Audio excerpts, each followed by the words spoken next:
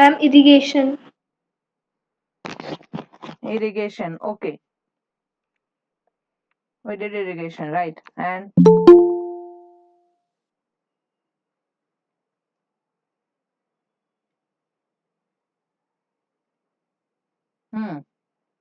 और क्या देखा था? Types of weeds ma'am. Types of weeds. Okay, किसको कितने नाम याद है वीड्स के?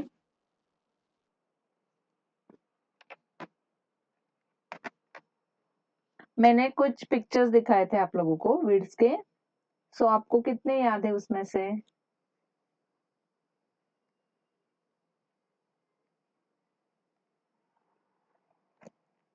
Okay, what is mean bye weed? Unwanted plants grow unwanted plants grow with crop.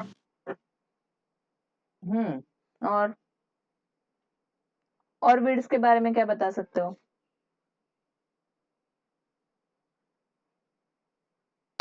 They grow along with a cultivated crop. They harm final yield.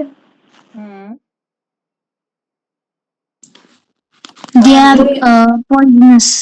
Means poisonous होते हैं, right? Some they weeds compete. Are poisonous, not all, but some weeds are poisonous and some take the nutrition of crops, right? They reduce crop yields by competing for light, water, and nutrients. Okay, okay, done. So मैंने कुछ pictures आप लोगों को Ma'am, they दिखाए थे। also disturb in harvesting. हाँ, yes, मैंने कुछ फोटो शो किए थे आप लोगों को। मैम क्रैब ग्रास है क्या? क्या बेटा? Crab grass. Okay, voice clear है मेरी? Yes ma'am. Okay, so here some photos are of weeds. Poison sumac, amaranthus जिसको हमने pigweed बोला था, पार्थेनियम। पार्थेनियम का नाम क्या था? कौन बताएगा? Ma'am Congress. Congress grass, correct है। पार्थेनियम को ही कांग्रेस ग्रास बोला जाता है। देन सिनोपोडियम एक था, राइट? बथुआ जिसको बोलते हैं। फिर डैंडेलियंस थे, आपने डैंडेलियंस को तो देखा है। और आई थिंक मुझे किसने फोटो भेजा था?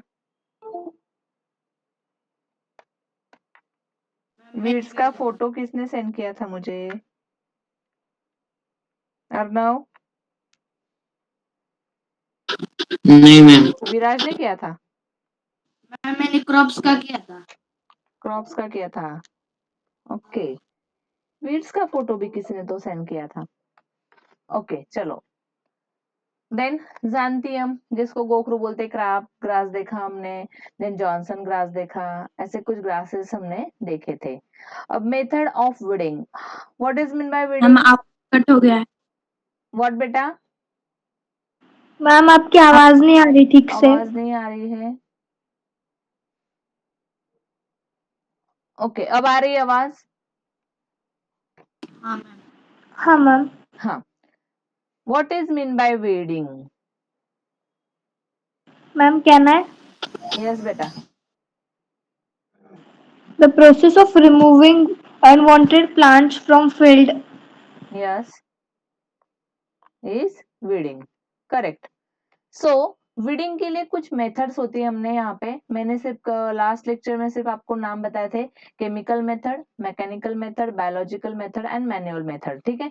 यहाँ पे 4 पिक्चर्स दिए गए हैं। First is a chemical method, यहाँ पे कुछ केमिकल्स का स्प्रे किया जा रहा है कि हमारा जो रियल क्रॉप है उसको बिना हार्म हुए जो वीड्स है वो यहाँ से रिमूव हो जाए, इसलिए ये केमिकल्स मेथड यूज किए जाते हैं। और यहाँ पे अभी स्पेसिफिक केमिकल ऐसे यूज किए जाते हैं जो सिर्फ वीड को खत्म करे, क्रॉप्स को हार्म ना हो। दूसरी मेथड होती है मैकेनिकल मेथड, जिस मैकेनिकल मेथड में कुछ टूल्स की हेल्प से यहाँ से वीड को रिमूव किया जा रहा है। एंड देन बायोलॉजिकल मेथड होती है जिसमें ह्यूमन लेबर की जरूरत पड़ती है। वहां पे बायोलॉजिकल मेथड में इंसेक्ट्स है जैसे कि उनको इंट्रोड्यूस किया जाता है जो हमारे रियल क्रॉप को हार्म ना करते हुए वीड्स को खा के वहां पे कम करें। देन मैनुअल मेथड होती है जो रेगुलर मैन्युअली यूज की जाती है। तो हम 1 by 1 सभी मेथड्स को देखते हैं। C chemical method, herbicides are use in chemical control methods, right. Vinayak ने लास्ट टाइम एक वर्ड दिया था हमें, किसी को याद है कौन सा साइड था? विनायक के अलावा अदर कोई तो बताए। मैम क्या है? Weedicide, no, rodenticides. यस और नो, करेक्ट। Would- रोडोविडिसाइड्स और रोडेंटिसाइड्स, ये एक था। शिवरत्न लेट हो गया बेटा। हाँ मैम, नेटवर्क प्रॉब्लम था। हाँ, मेरा भी कुछ तो नेटवर्क का इश्यू दिख रहा है। ओके, तो हर्बिसाइड्स, मैंने हर्बिसाइड्स का एक मीनिंग बताया था आप लोगों को कि हर्ब, हर्ब मतलब what is mean by herbs? Anyone? It is a type of plant. Type of plant, how many types of plants? Herbs, shrubs, फिर creeper, climber. and trees. Trees, herb, shrubs, trees. See, ये जो plant के कुछ types होते हैं, इसमें जो herbs आते हैं वो only green and very, it have a very tender stem. उनका जो स्टेम होता है वो Delicate. बहुत ही टेंडर। हर्ब्स, क्रीपर, क्लाइंबर्स भी हर्ब में ही काउंट होते हैं बेटा। Creeper and climber also count in herbs. Then shrubs जो होते हैं, इनके स्टेम थोड़े से हर्ब से थिक होते हैं या स्ट्रांग होते हैं। जैसे कि रोज ले लो, जैस्मिन ले लो, आपका शू फ्लावर वाला प्लांट ले लो, हिबिस्कस वाला, उसके जो स्टेम है वो आप इजीली तोड़ सकते हो हाथ से। जो इमेच्योर है वो तो तोड़ लोगे, बट जो मैच्योर हो चुके हैं उस स्टेम को आप इजीली हाथ से तोड़ पाओगे? नहीं, तो उसको हम श्रब बोलते हैं। एंड ट्री तो हमें पता है, जिसका स्टेम काफी ब्रॉड होता है, राइट। हाँ, तो ऐसे 3 टाइप होते हैं। तो हर्ब्स जो होते हैं, वीड्स जो है, हमने ऊपर फोटो में देखा कि वीड्स क्या है, जनरली इट इज हर्ब। उनका वीड्स का स्टेम इतना स्ट्रॉन्ग या थिक नहीं होता जिसे हम श्रब बोले। इसलिए मेनली हर्बिसाइड्स वहां पे यूज किए जाते हैं। और हमारा जो क्रॉप होता है, क्रॉप का जनरली कोई भी ले लो, क्रॉप्स के जो पैटर्न है उसके हिसाब से अगर देखो तो उसके स्टेम जो है वो थोड़े से हार्ड होते हैं then weed. That's why herbicide are used here in a chemical control method. Herbicide work to suppress weed by defoliating and desiccating. Desiccation मतलब drying out। ये हमारा हो गया था I think last lecture में, right? हाँ मैम। हाँ, the leaves or stem and speeding up, pausing or altering the plant's normal growth pattern. तो growth का जो pattern होता है weeds का, उसको वहां पे स्टॉप या तो अल्टर किया जाता है। और अगर एक बार पैटर्न अल्टर हुआ तो प्लांट ड्राई हो जाता है, making it drop it's leaves. उसके लीव्स गिर जाएंगे, देन प्लांट ड्राई हो जाएगा। मैकेनिकल मेथड थी। द मैकेनिकल मेथड में it is a management of weed with powered equipment and tools. तो नंबर ऑफ टूल्स उसमें यूज किए जाते हैं। इसमें से कुछ टूल्स जो है वो जनरली यूज किए जाते हैं कॉमनली, उसको हम यहाँ पे देखेंगे। प्लॉइंग इन्वॉल्व यूजिंग हो, खुरपी, then seed drill to uproot weed. तो हमने जब प्लॉइंग ये पढ़ा था, प्लॉइंग मेथड, उसमें हमने देखा था कि प्लॉइंग की मदद से रूट्स का अपरूट होना भी, वीड्स का अपरूट होना ये भी होता है। तो वीड अपरूट होते हैं मतलब क्या होता है? रूट रूट कहाँ से होते हैं? निकल जाते सॉइल के अंदर होते हैं, राइट। रूट से निकल जाते हैं। हाँ, रूट सॉइल के अंदर फंसे होते हैं। अगर वही रूट निकल के सॉइल के ऊपर आ जाए तो उसको अपरूटिंग कहते हैं। अगर मान लो कि रूट सॉइल के ऊपर आ गया तो वो अब्जॉर्प्शन कर पाएगा न्यूट्रिएंट्स का, वाटर का? नहीं मैम। नहीं कर पाएगा। तो फिर वीड वहां पे जिंदा रहेगा? नहीं, ड्राई हो जाएगा। तो वीड का ड्राइंग यहाँ पे अपरूटिंग के बाद उसका ड्राइंग स्टार्ट हो जाएगा। Then burning before sowing seed, ये भी हमने बोला था लास्ट टाइम कि कुछ क्रॉप होते हैं उनको नेक्स्ट सोइंग से पहले उनका बर्निंग किया जाता है वहां पे। जैसे मैंने एग्जांपल में क्या बताया था, किसको याद है एग्जांपल?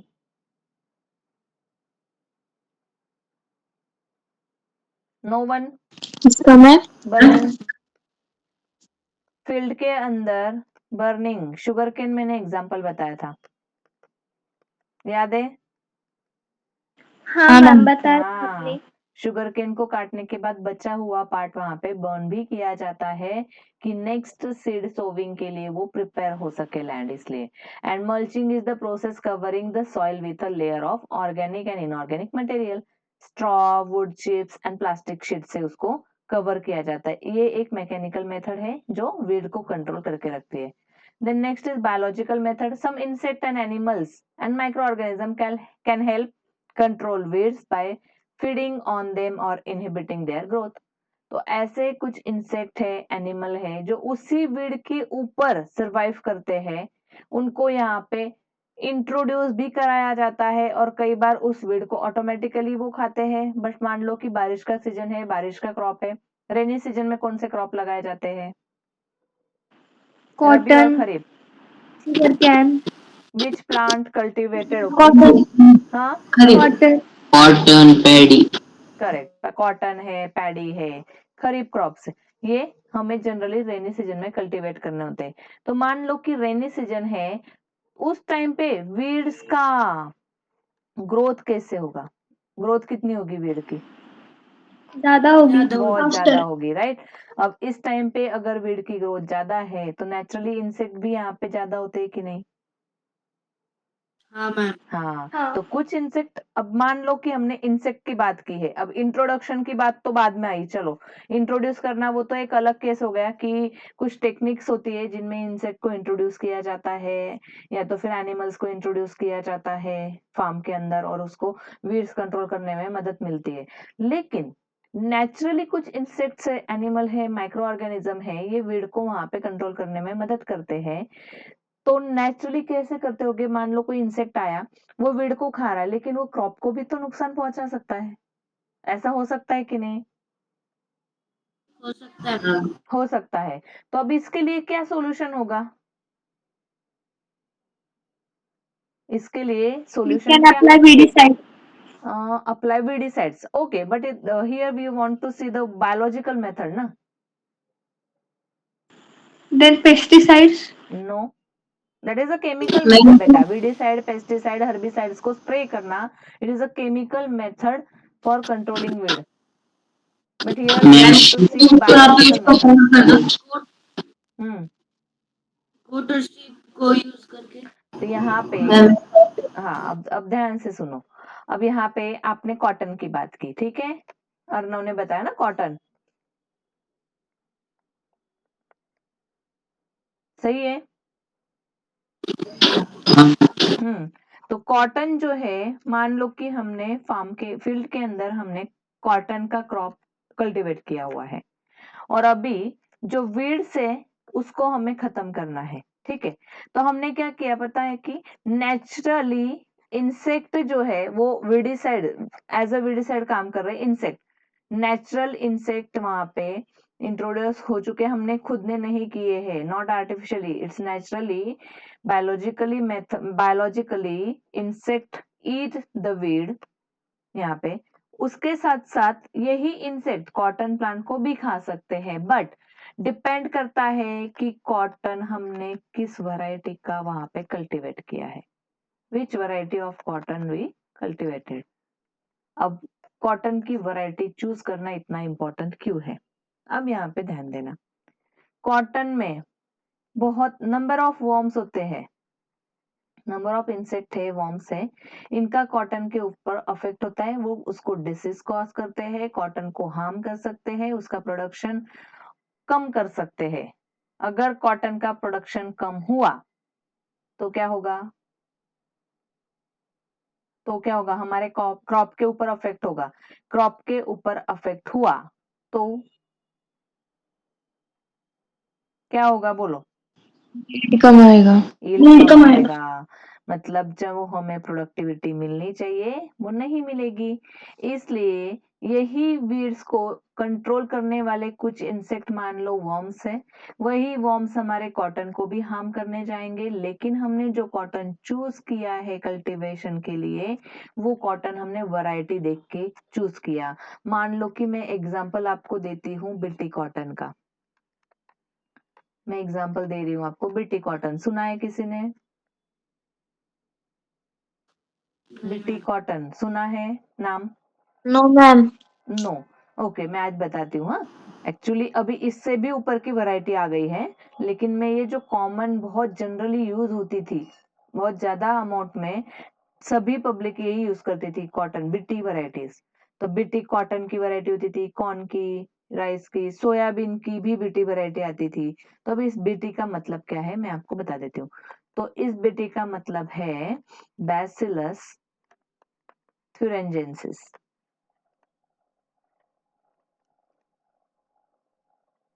अब यहाँ पे एक बैक्टीरिया होता है जिसका नाम था बैसिलस thuringiensis। बैसिलस बैक्टीरिया मतलब वो रॉडशेप का होगा, ठीक है। अब ये जो बैक्टीरिया था, इसको इस कॉटन की वैरायटी में, कॉटन की वैरायटी बायोटेक्नोलॉजी की मदद से इस बैक्टीरिया का जो जेनेटिक मटेरियल था वो इसके अंदर इंट्रोड्यूस किया गया था। अब क्यों गया था, किया ऐसा क्यों किया होगा उन लोगों ने? जो जब ये वर्म उस कॉटन को खाने आएगा, उस टाइम पे इस बैक्टीरिया का जो मटेरियल है वो उसके अंदर चला जाएगा, और वो बैक्टीरिया जब उसके अंदर गया, इसकी ग्रोथ यहाँ पे हो रही है वैरायटी में। अब ये बैक्टीरिया जब वर्म के अंदर जाता है, तो ये बैक्टीरिया वहां पे इसके अंदर का जो प्रोटीन होता है वो इनएक्टिव था। कब? जब वो सीड में था तब तक। हमारे क्रॉप में है तब तक वो इनएक्टिव है, लीव्स में है, कॉटन के वॉर्म बॉल में है, तब तक वो इनएक्टिव फॉर्म में है। लेकिन जब वो इंसेक्ट के, वॉर्म मान लो या कोई इंसेक्ट मान लो, जब वो इंसेक्ट के गट में जाता है तब वो एक्टिव हो जाता है। इंसेक्ट के गट में जाके वो एक्टिव हो जाता था, और एक्टिव होने के बाद वो गट में होल करना शुरू कर देता था। इतना हार्मफुल है, क्योंकि इंसेक्ट का जो गट होता है ना, उसमें मीडियम होता है अल्कलाइन मीडियम, और वहां पे ये एक्टिव हो जाता है अल्कलाइन मीडियम में ये बैक्टीरिया। और ये वहां पे एक्टिव हुआ कि उसके गट के अंदर होल करना स्टार्ट कर देता था। अगर इंसेक्ट के गट में होल हुए तो इंसेक्ट बचेगा? नहीं बचेगा, इसलिए वो इंसेक्ट वहां पे मर जाता था। मतलब उसने कॉटन को कोई हार्म किया क्या फिर? नहीं। तो एक्चुअली कॉटन सीड्स के अंदर, उस वैरायटी के अंदर ही उस बैक्टीरिया का जेनेटिक मटेरियल ऐड कर दिया है। और जेनेटिक मटेरियल ऐड करने के बाद, जेनेटिक मटेरियल मतलब क्या होता है हमने पहले पढ़ा है, डीएनए होता है ना। हाँ, डीएनए क्या बनाता है? आरएनए बनाता है। हाँ, आरएनए क्या बनाता है? प्रोटीन्स बनाता है। तो जब हमारा क्रॉप बड़ा हो रहा था ना, उसके अंदर जो बैक्टीरिया का डीएनए था, उससे आरएनए, आरएनए से प्रोटीन्स बना। मतलब ये प्रोटीन कौन सा बना? जो उस बैसिलस thuringiensis के अंदर प्रेजेंट था, वो बैक्टीरिया का प्रोटीन बना। और यही प्रोटीन इस इंसेक्ट को किल करने में काम में आया। यही प्रोटीन जब प्लांट के अंदर था तब इनएक्टिव था, जब वही प्रोटीन उस इंसेक्ट के गट में गया, अल्कलाइन मीडियम मिल गया उसको, तो वो एक्टिव हो गया, और उसी प्रोटीन ने उस गट को होल करके वहां पे इंसेक्ट को किल कर दिया। मतलब इंसेक्ट उसको खाते खाते वही मर जाएगा प्लांट को, इसलिए प्लांट को कोई हार्म नहीं होगा। और यही बायोलॉजिकल मेथड से ये इंसेक्ट जो है वो वीड्स को कम करेंगे, सिर्फ हमारे मेन क्रॉप को नहीं। समझ में आया? आया समझ में? हाँ। हाँ मैम। किसी को डाउट? नो। ओके, ये बीटी वैरायटी सिर्फ कॉटन में नहीं थी, सोयाबीन, टमाटो, पोटैटो, काफी चीजों में इसका यूज हुआ है। और बीटी वैरायटी के आप अगर चाहो तो सर्च कर लेना बाद में। ओके, एग्जांपल्स में हम बायोलॉजिकल मेथड में बिटल, गोट एंड बैक्टीरिया। तो मैंने अभी अभी आपको बैक्टीरिया का एक एग्जांपल समझाया, बैसिलस thuringiensis का, बीटी वाला, ठीक है।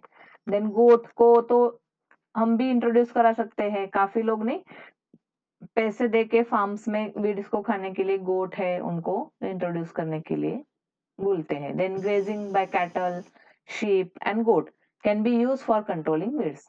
तो ये लोग वीड्स को ही खाते हैं, इसलिए उसको कंट्रोल करने के लिए उसको भी हम वहां पे फील्ड में लेके जा सकते हैं। तो ये हो गया biological method for controlling the weeds. Then next है मैम मैनुअल मेथड। हाँ बेटा बोलो। मैम फ्रूट्स वीट की बीटी वैरायटी होती है क्या? क्या बेटा? Repeat the question. फ्रूट्स की बीटी वैरायटी होती है क्या? बेटा मुझे अटक रही है आपकी आवाज। हाँ बोलो, अभी क्या बोला? फ्रूट्स में बीटी वैरायटी होती है क्या? फ्रूट्स में नहीं, फ्रूट्स में और अलग वैरायटीज है बेटा, बिट्टी वाली वैरायटीज नहीं है। ये जनरली ना जो फार्म क्रॉप्स है ना उनके लिए इसको इंट्रोड्यूस किया है बायोटेक्नोलॉजी में। फील्ड क्रॉप्स उनके लिए है, ठीक है। हर एक के लिए अलग अलग वैरायटीज, बायोटेक्नोलॉजी से अलग अलग वैरायटीज फॉर्म की गई है। ओके एक मैनुअल मेथड है। It refers to remove the weed using hand. तो मैन्युअली, इस मेथड को मैन्युअली ही यूज किया जाता है, इसमें लेबर का काम है। एंड सम हैंड टूल्स, और हैंड टूल्स यूज होंगे, मतलब इसको बैठ के प्रॉपर हैंड से उखाड़ना है वीड को, या तो फिर कुछ टूल्स की मदद से, क्योंकि अगर सॉइल थोड़ी टफ हो गई है तो टूल्स लगेगा, तो वो टूल्स भी हम हैंड टूल होते हैं जो हाथ से यूज करने पड़ते हैं। Then hand pulling, identifying and plucking the weeds. तो वीड्स को प्लक करना है या तो हैंड टूल की मदद से उसको प्लकिंग करना है। Then by hand is most basic way to eliminate unwanted weed plants.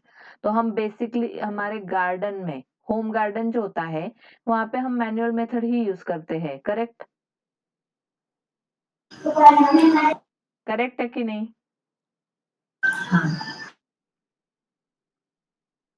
किसी ने किया है? What, ma'am? क्रॉपिंग का अपना कल्टीवेशन चल रहा था। देखो मुझे बाकी लोगों ने फोटो सेंड किए हैं, प्रॉपर प्लांट कल्टीवेट किया है, और वो कल्टीवेशन होने के बाद आपने वीडिंग किया उसमें। हाँ मैम, मैंने हाँ, किया था तो कैसे किया? By hand. बाय हैंड किया, मतलब कौन से मेथड अप्लाई किया आपने वहां पे? Manual manual manual. Method, right, manual method. तो जनरली हम गार्डन में, हम होम गार्डन में हो या पॉट्स में हो, मैनुअल मेथड से ही करते हैं। फील्ड में हमें बायोलॉजिकल मेथड्स है, केमिकल मेथड है, इनकी जरूरत पड़ती है मोस्टली। ओके देन नेक्स्ट है हार्वेस्टिंग। अब हमारा क्रॉप, हमने सीड सो किए, उनको अच्छे से इरिगेशन किया, पानी डाला, देन हमारा क्रॉप बड़ा होने लगा। बड़ा होने के बाद एक टाइम ऐसा आएगा कि crop will be mature, crop mature होगा, ठीक है। देन उसको मैच्योर होने के बाद हमें वहां से हार्वेस्ट करना पड़ेगा। अब हार्वेस्ट करना मतलब क्या एग्जैक्टली? तो harvesting is the cutting and gathering the crop from the field. तो उसका कटिंग करना है, उसको प्रॉपर गैदर करना है, इसी को हमने हार्वेस्टिंग बोला है। It is a final step in farming process, right? Final step है या नहीं है? मैम लास्ट में स्टोरेज भी होता है ना? स्टोरेज है, पर देखो यहाँ पे वर्ड देखो, it is a final step in farming process. Farming process में स्टोरेज वाला जो प्रोसेस है उसमें हम फील्ड से उसको निकाल लेते हैं। स्टोरेज हम फील्ड में करेंगे ही नहीं, राइट? हम स्टोरेज करेंगे अलग अलग जगहों पे, मतलब फार्म का यहाँ पे लेना देना खत्म। मतलब ये फाइनल स्टेप हुई फार्म के अंदर की, फील्ड के अंदर की, राइट? यस मैम हाँ, हमने एग्रीकल्चर प्रैक्टिसेस की फाइनल स्टेप नहीं बोली, हमने फाइनल स्टेप किसकी बोली? फार्मिंग प्रोसेस की। So it marking the end of the growing season. तो मान लो कि अगर खरीफ क्रॉप है, ठीक है, तो उसका हार्वेस्टिंग कब होगा? मैम आपकी स्क्रीन नहीं दिख रही है। स्क्रीन नहीं दिख रही है? दिख रही है मैम। दिख रही है? मैम मैम दिख रही है। Okay okay. दिख रही है मैम। अगर दिख नहीं रही दिख रही है तो एक बार लेफ्ट होके वापस ज्वाइन करो फटाक से।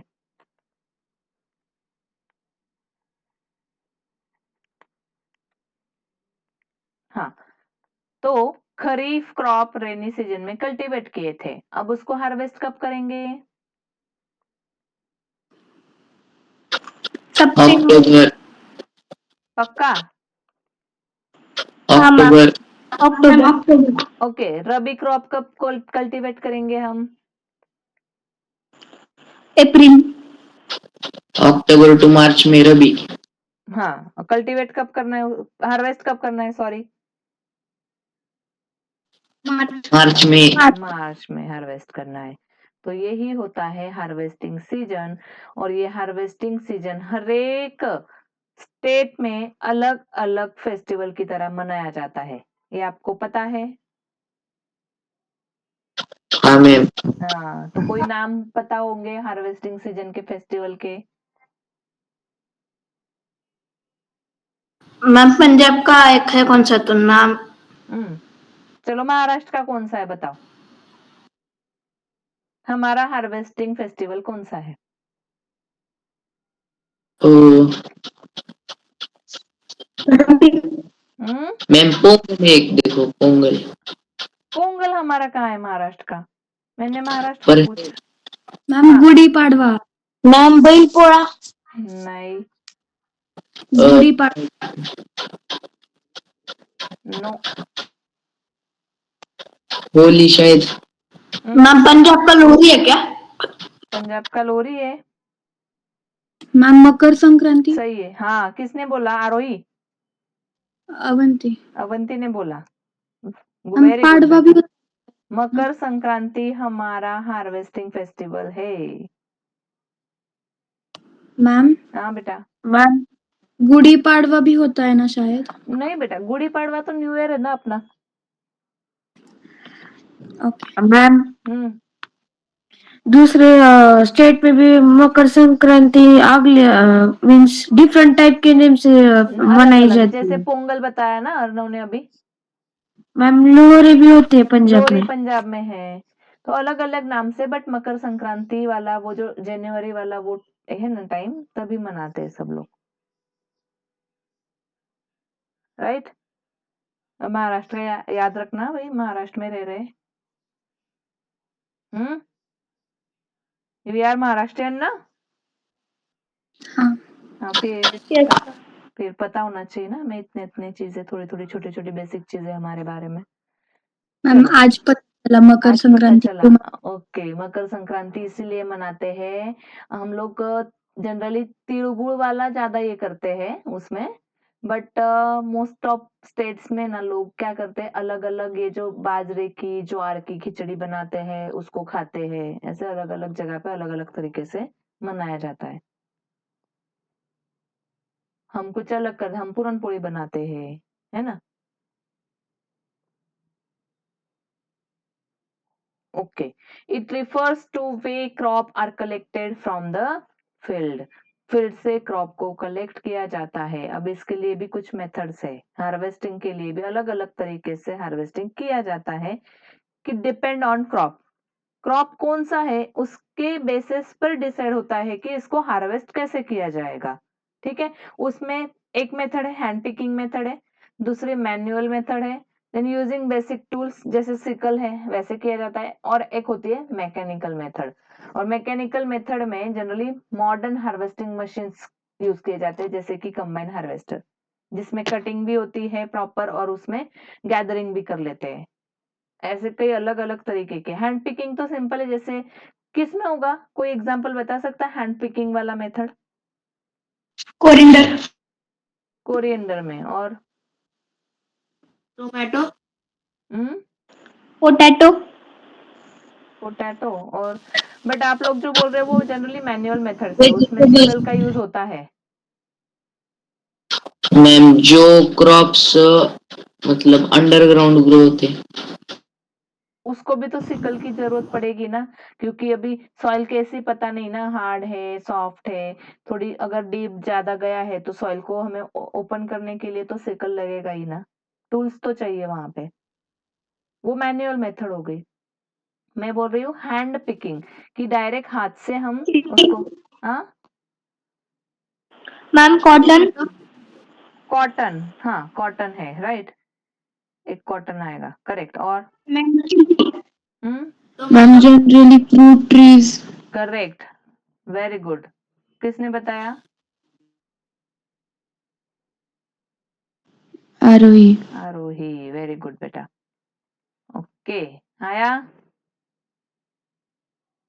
दिखा फोटो? हाँ मैम। तो hand harvesting is defined as manually gathering crop produce like fruits, tubers, stem, roots। अभी आपने पोटैटो बोला, कैरट, रेडिश, ये भी जनरली, पर उसमें सिकल टूल्स की जरूरत होती है। हैंड पिकिंग मतलब डायरेक्ट हाथ से कम चीजें निकलती, जैसे कैरट निकलता है। पोटैटो में भी काफी मजबूत होता है, तो अभी डिपेंड कि वो कौन से सीजन में आ रहा है। पोटैटो 12 मंथ्स मिलते हैं हमें, तो अभी पूरा साल मिलते हैं, तो वो कब किए गए उस पर डिपेंड करता है। हैंड पिकिंग में भी काउंट करो, या तो उसको हम मैनुअल मेथड में भी काउंट करेंगे। Then stem, roots, right. Tuber में तो मान लो पोटैटो है, स्टेम में किसी को कोई एग्जांपल पता है? स्टेम में अनियन। ऑनियन, मैम और जिंजर।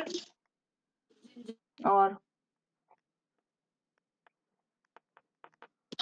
बताते जाओ। और कैरेट, रेडिश। नहीं, वो रूट्स है। हाँ सॉरी। हाँ, रेडिश कैरोट रूट्स है बेटा। हम्म मैम शुगर केन किस में आता है? क्या बेटा? शुगर केन शुगर केन तो बेटा वो हार्वेस्टिंग मेथड में इसमें आएगा, वो मॉडर्न मेथड में, मैनुअल। मैम बाम्बू के कुछ तो होता है ना। नहीं बेटा, ये चीजें हार्ड होती है ना, इसको मैन्युअली नहीं होगा, ये मैकेनिकल मेथड्स में आएंगे। शुगर केन है, ये मॉडर्न मेथड लगेगी। सी, ऑनियन, जिंजर, टर्मरिक है, फिर गार्लिक है, ये स्टेम्स है। Okay, radish, carrot, beetroot, ये सभी रूट है। और एक रूट रह गया, कौन याद करेगा? टर्निप टर्निप है, ma'am correct. Sweet potato. Yes, sweet potato. Sweet potato. Sweet potato का बॉटनिकल नाम बताती हूँ मैं तुम लोगों को आज। आइपोमिया बटाटास, ऐसा नाम है उसका। वो आपने मैम इंट्रोडक्शन के लेक्चर में बताया। अच्छा, बताया था ना। नाइस ना। पोटैटो देखो, हम बटाटे बोलते हैं, राइट, तो उसका नाम ही है बॉटनिकल नेम वैसा, आइपोमिया बटाटास। Okay, then next, hand harvesting is the method of gathering grains, fruit, vegetables, leaves। हाँ, वेजिटेबल्स को भी हम हैंड पिकिंग से कर सकते हैं। then leaves etc by hand। many horticulture food crop like grapes, tomatoes, potato are hand picked to ensure minimum damage to the product। Generally potatoes के लिए भी ये लोग मैनुअल मेथड यूज करते हैं, बट यहाँ पे उसका डैमेज होने की ज्यादा चांसेस होते हैं, इसलिए कई बार हैंड पिकिंग बेस्ट होता है, बट उसमें लेबर कॉस्टिंग बढ़ता है, काफी लेबर कॉस्टिंग होता है। Then accurate maturity and quality selection. तो यहाँ पे मैच्योरिटी भी एक्यूरेट होती है, क्वालिटी का सिलेक्शन भी। मान लो कभी कभी हम लोग आलू खरीद के लाए, पोटैटोज लाए मार्केट से, उसमें कई पोटैटोज आपके प्रॉपर मैच्योर होंगे, प्रॉपर ग्रोथ हुई होगी, कई पोटैटोज की इमैच्योर हो गए, तो वो जल्दी से खराब हो जाते हैं। देखा है कभी? लिटरली वो सड़ जाता है, डैमेज हो जाता है घर पे आके। तो इसका मतलब अगर वो, हाँ हाँ, अगर उसके एक्सिलरी बर्ड्स से नया न्यू रूट निकला तो मान लो कि वो मैच्योर्ड है, बट अगर वैसा कुछ हुआ नहीं और पड़े पड़े वो खराब हो गया, तो मान लो वो इमैच्योर था। डन। उसमें वर्म्स की ग्रोथ हो जाती है direct. Second method is manual harvesting. This traditional method involves using tools like sickle, scythes, and knives to cut and gather crop by hand। See, यहाँ पे कौन सा क्रॉप दिखाया गया है पिक्चर में? वीट। Wheat, right. वीट है, rice है, इनको जनरली मैनुअल हार्वेस्टिंग किया जाता है। राइस को भी, पैडी को भी मैनुअल हार्वेस्टिंग से ही वहां पे गैदर किया जाता है. This method is labour intensive and time consuming, but it's still used in many small farms and in region where mechanized harvesting is not feasible. तो कहाँ होगा फिर ये? जैसे अभी एग्जाम्पल के तौर पे यहाँ पे एक दिया है वीट, दूसरा मैंने बोला पैडी, और कहाँ हो सकता है? बार्ली, बार्ली में, करेक्ट, बार्ली है. Wheat. मैम सीरियल्स में मेनली, हाँ सीरियल्स में मेनली. हाँ, मेनली इन सीरियल्स, करेक्ट. तो स्मॉल और स्केल कैसा होना चाहिए? स्मॉल स्केल पे फार्मिंग है तब. अगर आपका फार्म बहुत बड़ा है और आप अगर मैन्युअली हार्वेस्ट करने जा रहे हो तो वो फिजिबल होगा? नहीं. नहीं. कॉस्ट भी हम अफोर्ड नहीं कर पाएंगे. वो ऐसे हो जाएगा कि क्रॉप के प्रोडक्शन से ज्यादा कॉस्ट इसमें ही चला गया. जितना प्रोडक्शन हुआ उतने ही कॉस्ट का हमें हार्वेस्टिंग में ही लग गया. हाँ, ऐसे भी हो सकता है, राइट. इसलिए मैन्युअल हार्वेस्टिंग स्मॉल स्केल में की जाती है. और जहाँ जिस रीजन, जैसे मान लो कि माउंटेन रीजन है, माउंटेन रीजन के ऊपर कुछ मशीन से हम वहां पे यूज कर सकते हैं. मशीन्स, मैकेनिकल मेथड वहां पे यूज हो सकते हैं? नहीं हो सकते, क्योंकि कई कई मशीन्स ऐसे होते हैं जिनका साइज बहुत बड़ा है, बहुत हाई वेटेड है, फिर वहां पे हम लेके जा नहीं सकते उसको, तो वहां पे मैनुअल हार्वेस्टिंग ही करना पड़ता है. Last one is mechanical harvesting.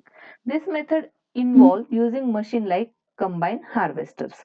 देखो combine harvester में क्या होता है कि यहाँ पे कटिंग भी होता है एंड गैदरिंग भी हो जाता है उसका, which can cut thresh. मान कभी कई बार तो थ्रेशिंग भी हो जाता है, मतलब सीड अलग और उसका जो हस्क होता है वो अलग, ये चीजें भी हो जाती है. And separate grains from the chaff, उसको चाफ बोलते हैं. तो ड्राई वाले उसके लीव्स होते हैं, स्टेम होता है, वो जो पार्ट है उसको हम चाप बोलते हैं. तो चाप अलग हो जाता है, सीड अलग हो जाता है, ग्रेन अलग हो जाता है in a single operation, same operation में, मतलब सभी काम एक ही मशीन ने कर दिए. इसको हम कंबाइन हार्वेस्टर बोल रहे हैं. मीन्स कटिंग भी हुआ, थ्रेशिंग भी हुआ एंड सेपरेशन भी हो गया, right. Mechanical harvesting is much more efficient and less labor intensive than manual or animal powered method. Of course यहाँ पे अगर लेबर कम लग रहा है, जहाँ पे 100 लोग काम करने वाले थे वहां पे एक सिंगल मशीन अगर काम कर रहा है, तो हमें कौन सा कॉस्ट इफेक्टिव होगा? मशीन होगा. एक सिंगल मशीन. हाँ, मशीन होगा, क्योंकि उसके ऊपर एक ही लेबर लग रहा है ना हमें. जहाँ 100 लेबर्स, कोई कटिंग करता, फिर थ्रेशिंग के लिए थ्रेशर के अंदर डालता क्रॉप को, देन फिर सीड वाला ग्रेन जो है वो अलग गनी बैग्स में भरने के लिए कोई अलग पर्सन खड़ा होता, चाप से एक साइड जाता, उस चाप को अलग से एक पर्सन साइड करता. तो यहाँ पे लेबर कॉस्ट बच रहा है, राइट. तो लेस लेबर इंटेंसिव मेथड है एंड एनिमल पावर्ड भी यहाँ पे कम लग रहा है, but it requires significant investment in machinery and maintenance. तो यहाँ पे इन्वेस्टमेंट करना पड़ेगा मशीनरी एंड मेंटेनेंस में, बट यहाँ पे रेंट पे ये मशीनरीज होती है, इसलिए उसको अवर बेसिस के ऊपर आप कॉस्ट पे करो, देन वो हार्वेस्टिंग कर देते हैं. तो वो ज्यादा इफेक्टिव होता है देन मैनुअल मेथड और हैंड पिकिंग मेथड से. Then mechanical harvesting is used for large scale harvest of the crop like paddy. यहाँ पे पैडी का भी हार्वेस्टिंग इससे किया जाता है. व्हीट है, इसमें भी यूज होता है. मेज है, ग्रास है, देन शुगर केन है.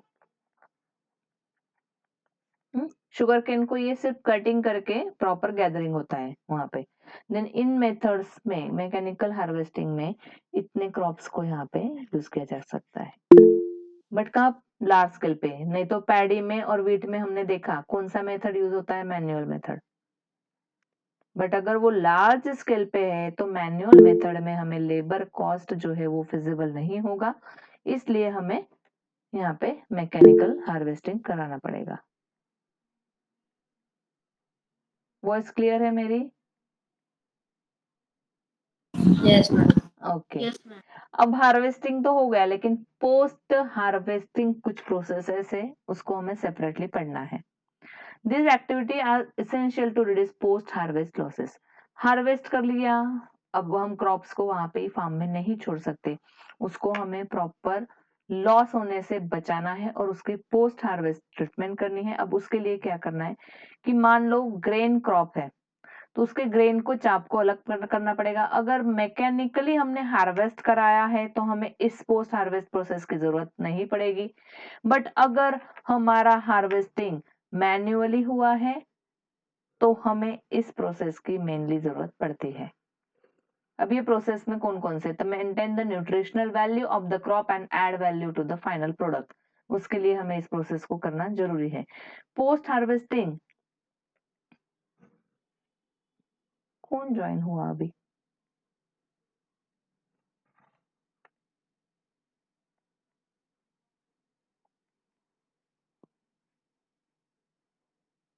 क्यों बेटा इतनी late Gargi?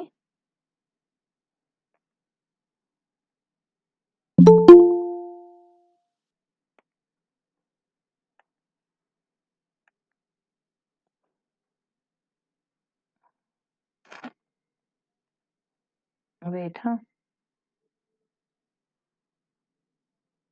I think net का कुछ स्लो है, इशू आ रहा है, जल्दी नहीं हो रहा है।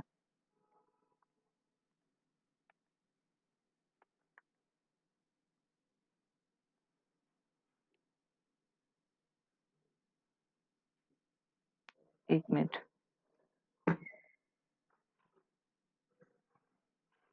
ओके, गार्गी बहुत लेट ज्वाइन किया बेटा।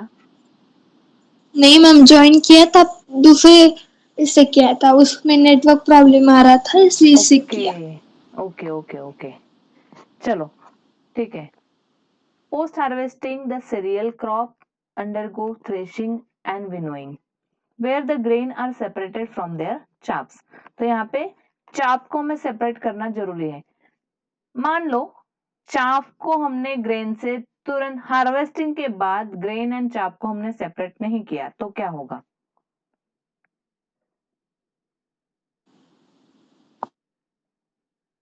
हमने पोस्ट हार्वेस्टिंग ट्रीटमेंट या प्रोसेस को डिले कर दिया तो ग्रेन के ऊपर क्या इफेक्ट्स होंगे?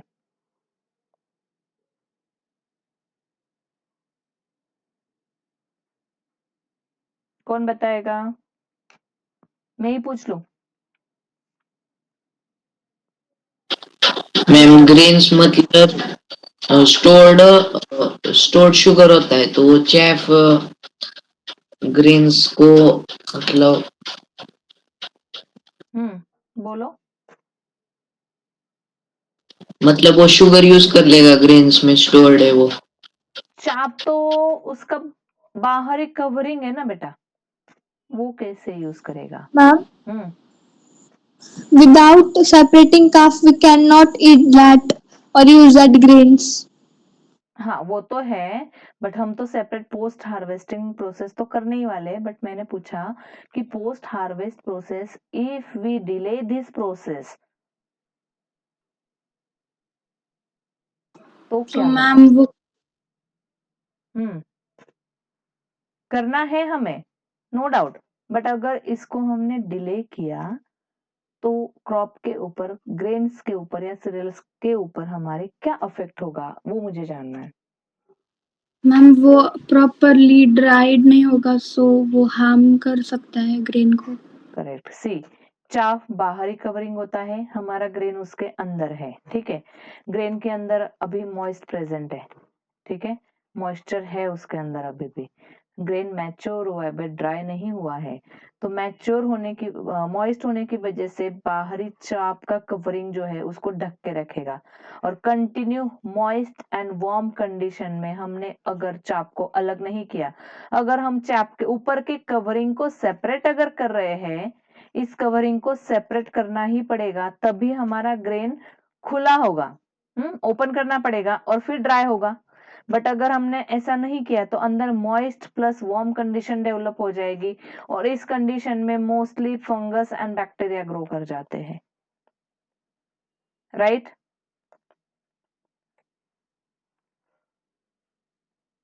यस हाँ, इसलिए चाप को सेपरेट करना जरूरी है। तो इसीलिए हमने ऊपर बोला कि न्यूट्रिशनल वैल्यू बढ़ाने के लिए अगर फंगस लग गया तो न्यूट्रिशनल वैल्यू रहेगी उस ग्रेन्स की, सीरियल्स की? नहीं रहेगी। नहीं। हाँ, तो न्यूट्रिशनल वैल्यू उसकी बढ़ाने के लिए, उसको डैमेज से बचाने के लिए हमें पोस्ट हार्वेस्ट प्रोसेस भी करना जरूरी है। मतलब चाप को हमें कंप्लीटली सेपरेट करना पड़ेगा, तब जाके अंदर का जो ग्रेन है, सीरियल है हमारा, वो सीड हमारा ओपन होगा।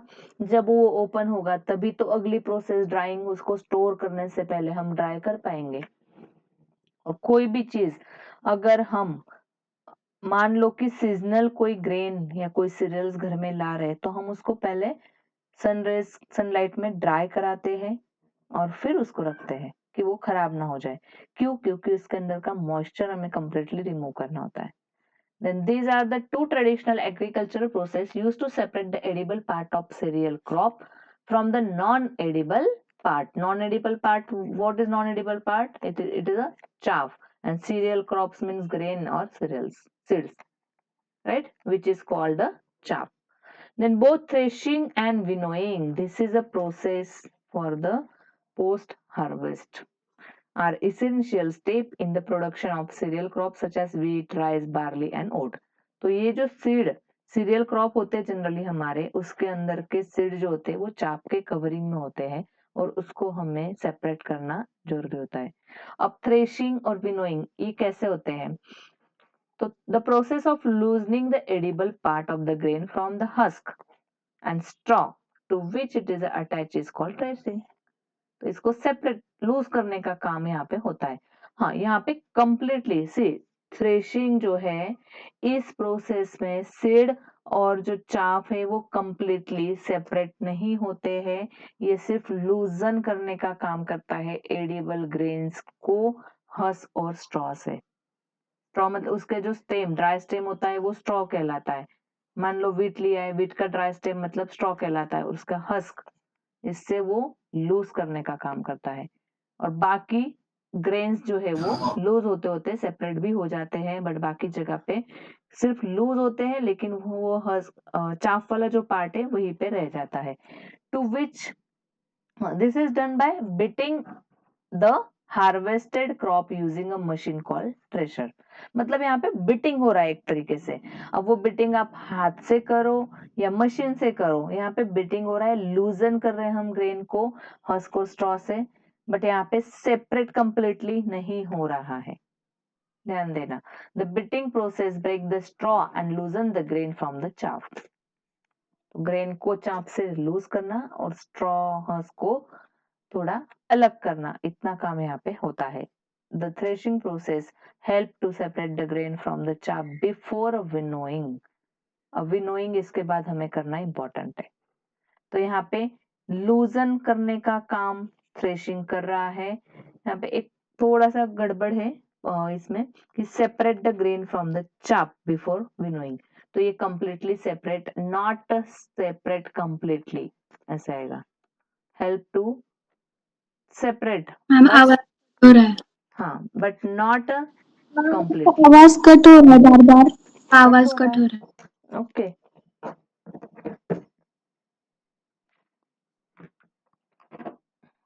हाँ अब आ रहा है बेटा?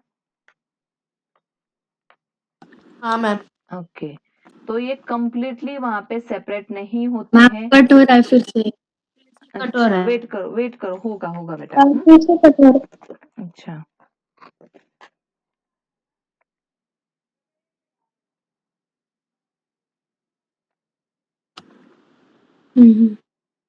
हाँ, तो यहाँ पे थ्रेशिंग जो है वो कंप्लीटली सेपरेट सभी ग्रेन्स को करेगा, जरूरी नहीं है। कट ही हो रहा है बेटा अभी भी? हाँ मैम। ओके, एक मिनट। हाँ,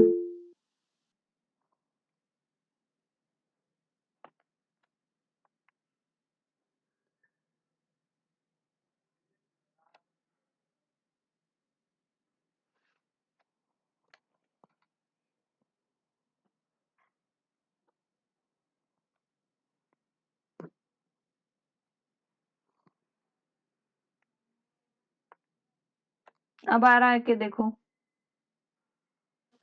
हाँ मैम अब आ रहा है। ओके, तो यहाँ पे ग्रेन्स जो है, मैंने पहले बोला कि सभी ग्रेन्स कंप्लीट सेपरेट होना और कंप्लीट चाप का सेपरेट होना, थ्रेशिंग में नहीं। थ्रेशिंग में कुछ ग्रेन मतलब 70 to 80% ग्रेन सेपरेट हो जाते हैं, 20% ग्रेन में अभी भी थोड़ा बहुत चाप रह जाता है, लेकिन वो लूज हो जाते हैं कि वो थोड़ा सा ड्राई होने के बाद चाप रिमूव कम्प्लीटली हो सकता है। और विनोइंग इसलिए होती है नेक्स्ट प्रोसेस, ठीक है। तो लगभग 80% हमारा जो क्रॉप है, ग्रेन जो है वो सेपरेट हो गए हैं चाप से। देन 20% जो है वो बचे हुए थोड़े से लूजन हुए हैं, लेकिन वो विनोइंग में कंप्लीटली रिमूव हो जाएगा, सेपरेट हो जाएंगे। The machines called combine harvester are now used to perform both threshing and winnowing in a single process. ये हमने ऑलरेडी मैकेनिकल हार्वेस्टिंग में देख लिया था, राइट। सो विनोविंग क्या है? तो it is a process separating grain from the चाप एंड हे आफ्टर थ्रेशिंग। तो यहाँ पे जो चीज बच जाती है आफ्टर थ्रेशिंग के बाद विनोइंग की जाती है, ये याद रखना। थ्रेशिंग के बाद विनोइंग में कुछ बचा हुआ चाप एंड हे और हस्क, ये जो होता है वो सेपरेट कर देते हैं। This done by using wind to blow away the lighter chaff, leaving the heavier grain behind. See photo number 2 में मैंने यहाँ पे शो किया हुआ है कि एयर की मदद से, घर पे भी कई बार होता है ना, फैन चालू करके टेबल फैन के पास देखा है कभी किसी को करते हुए? हाँ मैम। हाँ, तो वो सेपरेशन होता है चाप और ग्रेन का। Then traditionally winnowing is done by tossing the threshed crop into air using a winnowing basket. तो कई बार winnowing basket की यूजिंग से भी किया जाता है। Then the wind blow away the chaff and the grains fall back into the basket or onto clean surface. ऐसे इसको किया जाता है, ये हमने घर पे देखा हुआ है। नॉर्मली हम ग्राउंड नट जो होते हैं पीस, उसको करते हैं ना, देखा है ये सिंपल प्रोसेस? हाँ मैम। हाँ, उसको अगर हमने बेक किया मान लो, तो उसके छिलके अलग करने हैं और ग्राउंडनट को अलग करना है, उस टाइम हम वही करते हैं ना। बट वो छोटा सा एकदम स्मॉल क्वांटिटी में हम प्लेट में ही कर लेते हैं उसको सेपरेट, तो वो वही हुआ ना। तो यहाँ पे चाप की जगह हम कवरिंग को साइड कर रहे हैं छिड़के, वहां पे ग्रेन्स में क्रॉप का हार्वेस्टिंग में हम ग्रेन और चाप को सेपरेट करते हैं, इतना ही फर्क है। चलो देन अब इसके बाद हो गया हमारा लास्ट एग्रीकल्चर प्रैक्टिस, स्टोरेज। अब हम बोल सकते हैं लास्ट ऐसा। हाँ हाँ मैम। अब ये हमारा एग्रीकल्चरल लास्ट प्रैक्टिस है। हमने सबसे पहले सॉइल को प्रिपेयर किया था, प्लॉइंग किया था, हो की हेल्प से किया था, फिर उसका लेवलिंग किया था। देन उसके अंदर हमने सीड को सो किया था। सीड सोइंग के बाद हमने उसको प्रॉपर वाटरिंग किया था, इरिगेशन किया।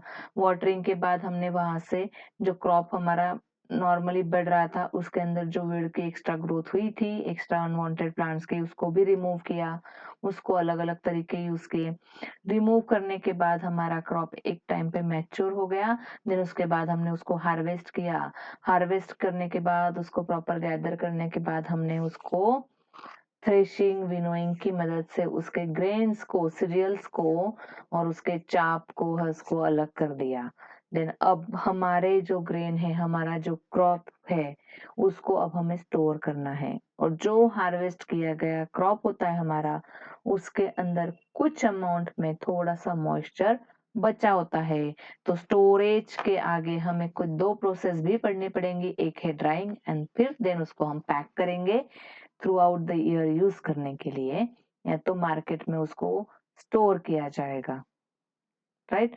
The storage is important as crop are produced seasonally but are consumed throughout the year. तो क्रॉप प्रोड्यूस तो कब होता है, उसका प्रोडक्शन सीजनली होगा, right. Depend on the crop types, rabi crop है, खरीफ क्रॉप है, जेड क्रॉप है, डिपेंड उसके ऊपर की क्रॉप का प्रोडक्शन कब हो रहा है, उसको हार्वेस्ट कब कर रहे हैं। लेकिन खाते हम उसी टाइम पे क्या सीजनली क्रॉप खाते हैं क्या हम? नहीं। कुछ नहीं मैम। फ्रूट्स, हाँ कुछ फ्रूट्स है, वेजिटेबल्स है, इनको मान लो हम सीजनली खाते हैं, लेकिन जो सीरियल है, ग्रेन्स है, ये तो हमें थ्रू आउट द ईयर चाहिए, है ना? अनाज हम पूरे साल का भरते हैं ना?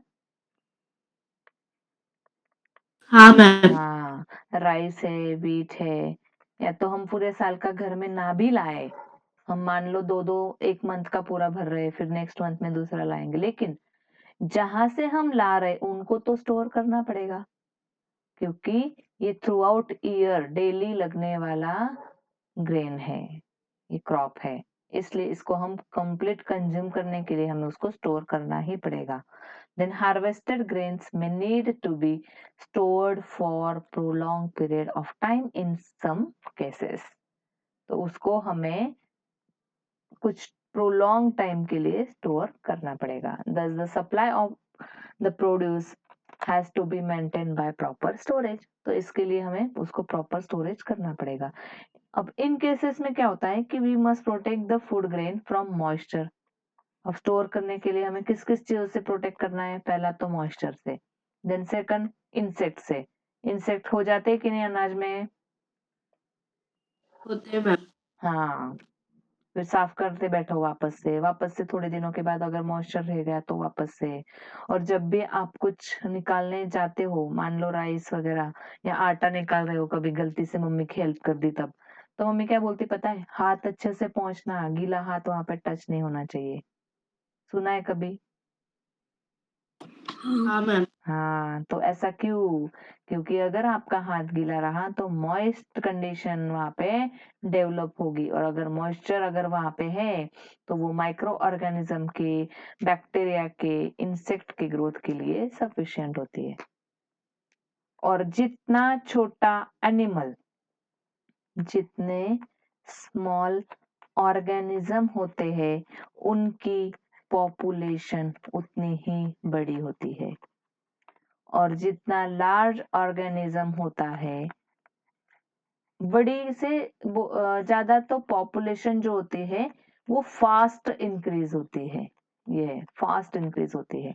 और जितना लार्ज ऑर्गेनिज्म होता है उसकी पॉपुलेशन थोड़ी स्लो इंक्रीज होती है. एग्जाम्पल बता सकते हो?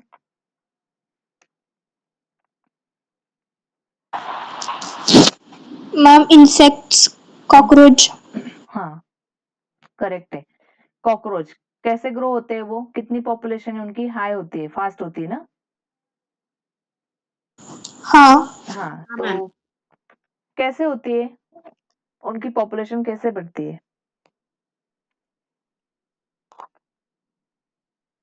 यंग वंस को बॉर्न करते हैं या एग होता है उनका? एक होते हैं। एग ले करते हैं, ये राइट? होते हैं मैम। अच्छा, अब ये मान लो कि कॉकरोच का एग है, उसके अंदर से एट ए टाइम कितने कॉकरोच ग्रो होते हैं? एक. एक। नहीं, 10-15. करेक्ट. एक सिंगल एग में से, अभी देखो कितना भयानक है फिर कॉकरोच. एक कॉकरोच का ब्राउन कलर का एग रहता है ना, उसका देखा है? नहीं. No ma'am. नहीं देखा है? मैम देखा है। देखा है, देखा भी होगा, बाकी लोगों ने ध्यान नहीं दिया है.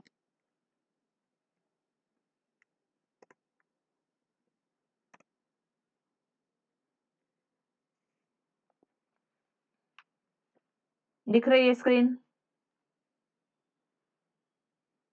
हाँ। दिख रहा है, एक दिखा? हाँ. हाँ, अब काफी नहीं। लोगों ने देखा होगा.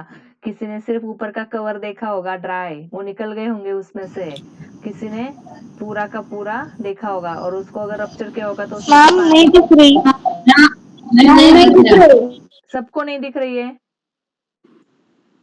नहीं मैम। नहीं दिख रही है। मैम नहीं ma'am. Okay okay. Ma'am ma'am screen आपकी दिख रही है पर मैम आवाज भी कट कर रहा है। हाँ अच्छा, मैम। हाँ ठीक है, अपनी मेन स्क्रीन दिख रही स्टोरेज है? वाली. हाँ। हाँ हाँ मैम। मैम स्टोरेज वाली. स्टोरेज वाली। Right right right. तो यहाँ पे देखो मैंने एक ड्रॉ किया हुआ है, इसी तरह से दिखता है. आप ना लेक्चर के बाद फटाफट आधे मिनट में गूगल पे देख लेना, उसका पिक्चर इमेज देख लेना एक, ठीक है। तो एक ही एग में से इतने सारे निकलते हैं, मान लो एक रात में एग एग लेकर के गया कॉकरोच, तो कितने आने वाले हैं थोड़े दिनों में हमारे घर में? 15-16 15 से कॉकरोच बन 16 जाएंगे। हाँ, तो इसी तरह से इंसेक्ट जो होते हैं, जितना स्मॉल ऑर्गेनिज्म उसकी पॉपुलेशन उतनी फास्ट। अब मान लो कि कोई लार्ज ऑर्गेनिज्म है, उसकी पॉपुलेशन थोड़ी स्लो है, ये मैं बता रही हूँ, ठीक है। तो एग्जाम्पल क्या है? ह्यूमंस, ह्यूमन है, एनिमल है, राइट, एलिफेंट, इनकी पॉपुलेशन जो है, ये लार्ज ऑर्गेनिज्म, इनकी पॉपुलेशन बढ़ती है लेकिन स्लो, राइट। ह्यूमंस में 9 मंथ कम से कम टाइम पीरियड है कि नहीं? हाँ, तो इसलिए पॉपुलेशन स्लो होती है। इनके स्मॉल इंसेक्ट, स्मॉल ऑर्गेनिज्म के अंदर क्या होता है, अभी एग ले किया, 2 दिन में वो एग मैच्योर होके उसमें से बहुत सारी जनता बाहर आएगी, right. Then storage of harvested crop must have some precautions. अब इसमें कुछ प्रिकॉशंस की जरूरत है, जैसे कि मॉइस्चर होने की वजह से इंसेक्ट, रैट और माइक्रो ऑर्गेनिज्म की ग्रोथ ना हो, फंगस की ग्रोथ ना हो, इसलिए यहाँ पे ड्राइंग करना जरूरी है, उसका पैकेजिंग करना जरूरी है, जैसे कि रैट जैसे ऑर्गेनिज्म वहां पे ना आ पाए। तब उसमें हमें देखना है कि ड्राइंग कैसे करना है। तो फ्रेशली हार्वेस्टेड ग्रेन या सिर जो होते हैं हैव मोर मॉइस्चर, उनमें मॉइस्चर काफी ज्यादा क्वांटिटी में होता है, so they are stored after drying in a sunlight. अब मान लो कि सनलाइट है तो हम उसको सनलाइट में ड्राई करेंगे ना, बट अगर सनलाइट नहीं है तो टेम्परेचर शिफ्ट करेंगे। टेम्परेचर में, ओके। अब मानो कि जो ग्रेन होते हैं, सीडेड ग्रेन, सीरियल्स है, हाँ, इनको हार्वेस्ट कब किया जाता है?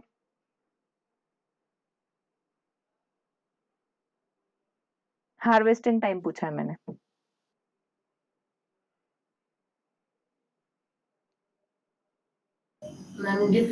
when they are mature. हाँ, बट वो मैच्योर कब होते हैं, टाइम पीरियड उनका कब आता है? Rainy March, season April. में, विंटर में? हाँ हाँ बेटा, डिफरेंट डिफरेंट होता है। Different different. अप्रैल। हाँ, ग्रेन्स बोल रहे हैं ना हम, ग्रेन सीरियल्स की मेनली बात कर रहे हैं, तो वो जनरली मार्च अप्रैल में हार्वेस्ट होते हैं। तब कैसा होता है, सनलाइट कैसा होता है? ज्यादा होता है, ज्यादा होता टेम्परेचर है, हाई होता मतलब है। तब, Temperature ज़्यादा होता है हाँ, उसमें. टेम्परेचर हाई होता है, करेक्ट। तो उस टाइम पे सनलाइट में उसको ड्राई आराम से कर सकते हैं। तो इसका मतलब कि जो हमारे क्रॉप्स है, जिसका सेपरेशन किया गया है रबी, खरीफ या जेड के ऊपर, तो ये कितना सोच समझ के किया गया है कि कौन से सीजन में कौन सा क्रॉप लगेगा, और उसका हार्वेस्टिंग जब होगा तब समर सीजन होगा कि नहीं, सनलाइट कितना अवेलेबल होगा, उस हिसाब से क्रॉप का डिस्ट्रीब्यूशन किया गया है। लॉजिक लगा यहाँ पे अभी? मतलब सोचो कि वो लोग कितने टैलेंटेड हो गए कि जो डिस्ट्रीब्यूशन उन्होंने पहले से ही करके रखा है कि कौन सा क्रॉप कब हार्वेस्ट होने वाला है, मतलब क्रॉप क्रॉप कब होने वाला है, कल्टीवेट एंड हार्वेस्ट कब होने वाला है, तो कल्टीवेशन टाइम और हार्वेस्ट टाइम वो कितना परफेक्टली उन्होंने प्लान करके रखा हुआ है। सही है ना?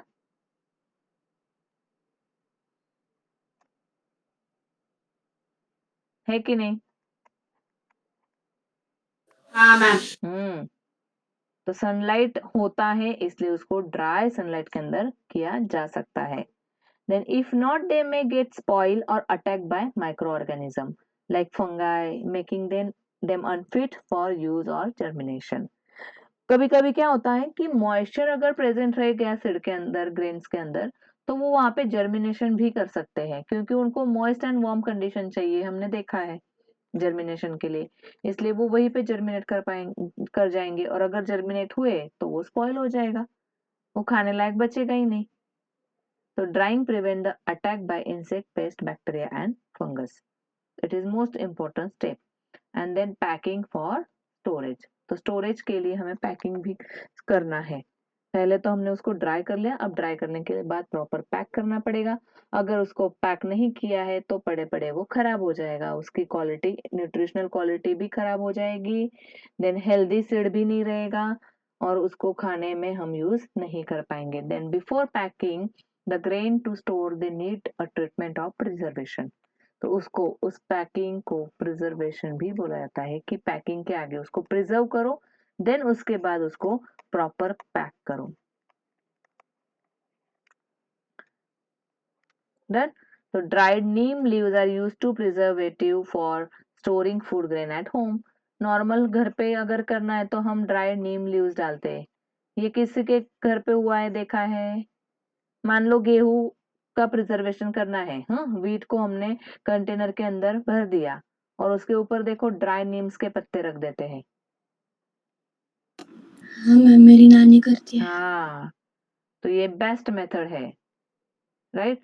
तो ऐसी मेथड्स में नीम जो होते हैं वो anti bacterial, anti fungal property show करता है, इसलिए इसका यूज वहां पे किया जाता है. तो घर के लिए उतने अमाउंट के लिए ये बेस्ट मेथड है. Then chemical vapor are sprayed to reduce the insect and pest when storing a large quantity of grain in godowns. Godowns में लार्ज क्वांटिटी में ग्रेन, गोडाउन बहुत बड़े बड़े होते हैं, नेक्स्ट इसमें दिखाऊंगी मैं पिक्चर में. तो उसके अंदर अगर इतना सारा ग्रेन, इतना सारा क्रॉप अगर वहां पे हमें स्टोर करना है लार्ज क्वांटिटी में, तो इतने सारे क्रॉप को हम इतना नीम तो नहीं रख सकते, ड्राई नीम नहीं रख सकते ना, इसलिए वहां पे केमिकल वेपर स्प्रे किए जाते हैं, मतलब फ्यूम्स की तरह. फ्यूम्स की तरह स्प्रे किए जाते हैं उस गोडाउन में, इसलिए उसको, उस प्रोसेस को बोला जाता है fumigation. Here chemical vapours in the form of fumes. Okay. तो fumigation protect the produce from pest and micro organism. तो पेस्ट और माइक्रो ऑर्गेनिज्म से यहाँ पे उसको प्रोटेक्ट रखता है. After this farmers use jute bag, ये एक होता है, एंड या तो metallic bins to store grains. तो दो तरीके से, जूट बैग या तो मेटेलिक ग्रेन्स. हाँ, अब यहाँ पे देखो, ये मेटेलिक है, मेटेलिक टिन है, और ये जूट बैग है, इसको हम गनी बैग्स भी बोलते हैं, राइट. ये देखा हुआ है, इसके अंदर हमें ग्रेन स्टोर करना होता है. Then food grain are collected in gunny bags and are store in godowns. Godowns में स्टोर करने से पहले उसको प्रॉपर बैग में पैक किया जाता है. Then silos and granaries are use for to store grain on a large scale to protect them from pest like rat and insect. Rat हो या मतलब कोई भी रोडेंट, अब वो डिपेंड की कौन सा प्लेस है, तो रोडेंट से या इंसेक्ट से, वहां पे पेस्ट से, इन पेस्ट से यहाँ पे उसका प्रोटेक्शन होता है. Then the store grain are inspected often from time to time to ensure that they are free from pest and other crop disease. अब वहां पे अगर बैक्टीरियल ग्रोथ हो गई, फंगल ग्रोथ हो गई, तो वो क्रॉप तो डिसीज क्रॉस, मतलब डिसीज क्रॉस कहलाएगा, क्रॉप कहलाएगा. तो ऐसा ना हो, इसलिए उसका टाइम टू टाइम वहां पे इंस्पेक्शन किया जाता है. उसके लिए बार बार उसको ऑब्जर्व करने के लिए एक प्रॉपर पर्सन रखा जाता है गोडाउन्स में, जो उसका ऑब्जर्वेशन करता है, उसकी टेकिंग केयर करता है. In our country, grains are stored in government on godowns on large scale. तो गवर्नमेंट भी इसको लार्ज स्केल में स्टोर करती है. The different category of agriculture produce needing store are food grain, oil seeds and fodder.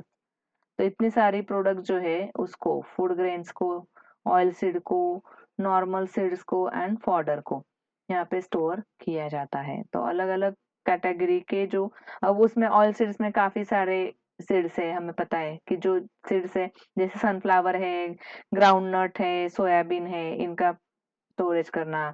Food grains में हमें wheat, rice, barley, ज्वार, इसका store करना, मिलेट्स. सीड्स में हमें काफी सीड स्टोर किए जाते हैं. फॉर एग्जाम्पल सीड कौन बताएगा, सीड्स के examples? Sunflower seed, sunflower seed से, राइट। और सोयाबीन, सोयाबीन सीड है। Mustard, mustard seed, mustard, correct. Soybean भी है, करेक्ट। वेरी गुड बेटा, करेक्ट है। हाँ। एंड फोडर, फोडर किसको बोलते हैं?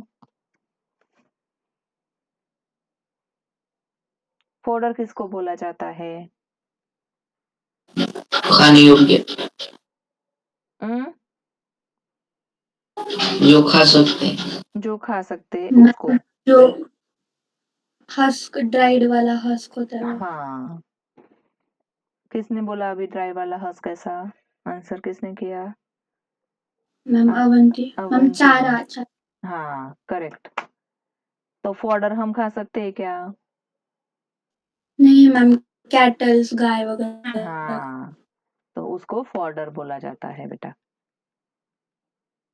अर्नव, समझ में आया? इसमें फॉडर हम नहीं खा सकते। हाँ, फार्म एनिमल्स जो होते हैं उनके लिए होता है फॉडर, लेकिन वो भी स्टोर करना जरूरी है। क्यों? क्योंकि एनिमल क्या खाएंगे फिर, और एनिमल अगर खाएंगे हाँ नहीं तो हम उनको यूज कैसे करेंगे ना, कहाँ से लाएंगे फिर फॉडर? तो हर कोई एक दूसरे पे डिपेंड होता है, इसलिए सबका ध्यान रखना पड़ता है, राइट। हाँ।